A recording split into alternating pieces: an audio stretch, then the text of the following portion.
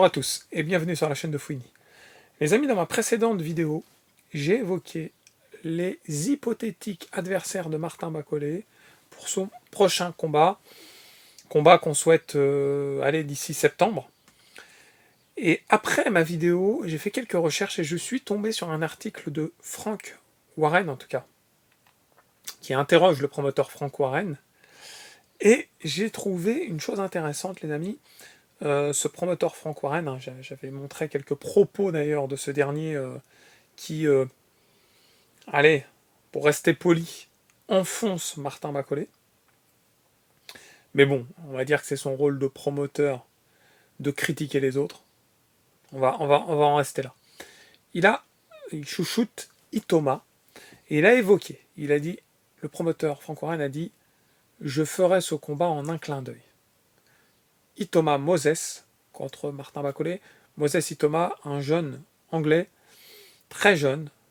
À un moment donné, on évoquait peut-être le fait qu'il soit le plus jeune champion du monde de tous les temps. C'était utopique, puisqu'il en est encore, on va dire, au début de sa carrière, même si ça y est, il commence à se faire un nom dans le monde, dans la catégorie des poids lourds. Je ne sais pas combien vraiment il est au classement, top 50, ça c'est sûr. Ça c'est sûr, au niveau des poids lourds. Un poids lourd qui est quand même assez léger, mais qui est très explosif. Alors, Frank Warren, il dit « Je serais heureux de faire affronter Moses Itoma avec Martin Bacolé. » Il a assisté, il a vu le combat Bacolé contre Ajagba, il a vu le match nul qui avait lieu au mois de mai. On le sait, il a quelque chose contre Martin Bacolé, et il dit « Je serais capable d'effectuer ce combat en un clin d'œil. » On va voir pourquoi. Alors vous savez, en février, Bacolé il était en vacances au Congo, et il a reçu une offre pour se rendre en Arabie Saoudite et remplacer Daniel Dubois. Ça, on le sait tous. Daniel Dubois qui avait une maladie, visiblement quelque chose d'assez sérieux, mais j'ai jamais connu vraiment les tenants, les aboutissants à ce sujet. Et il a affronté Joseph Parker, 48 heures avant le combat, même pas 48 heures, 24 heures. Il a été prévenu, il arrive 9 heures avant le combat. Bon, on sait ce qui s'est passé. Il a gagné le respect des promoteurs, en tout cas le respect de Turquie, ça c'est sûr. Il a rendu service, il a reçu un joli chèque, tout ce que vous voulez, ça c'est clair. Mais cette mission s'est avérée aussi un petit peu négative, dans le sens où il a subi un arrêt au deuxième round, et ça pèse un peu dans la balance des poids lourds dans la catégorie, surtout, ça régale les promoteurs pour descendre Martin Bacolé. Il a eu, très peu de temps après, l'occasion d'affronter Ajagba, ça s'est soldé par un match nul, on le sait, mais il s'est présenté à plus de 135 kg, quasiment 136 kg contre Ajagba. Alors, on le sait, Frank Warren il a toujours été sceptique quant à savoir si Martin Bacolé méritait sa réputation de boogeyman, en tout cas dans la catégorie, dans la division des poids lourds, et il se sert, on va dire, de ce revers contre Parker pour l'enfoncer. Concernant Moses Itoma, il doit avoir 11 combats, 11 victoires, 11 combats, 9 KO, quelque chose comme ça. Il est tout jeune, à peine 21 ans. On va dire, il se positionne comme futur outsider de la catégorie, en tout cas en tant qu'anglais. On le sait, en tout cas en soi, Frank Warren, il pèse dans le monde de la promotion, il est capable d'organiser de beaux combats. Évidemment, quand on met la main à la poche, ça aide. Donc, en fait, il a évoqué l'idée avec le promoteur de Bacolé, je ne sais plus comment il s'appelle, Ben Shalom, voilà.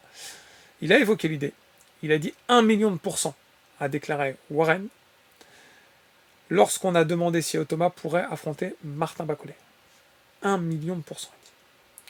Si vous, écoutez bien, si vous preniez le téléphone maintenant et demandiez à Georges et à Shalom qui était là, je lui ai dit ça à Shalom. Alors, c'est une traduction, mais en gros,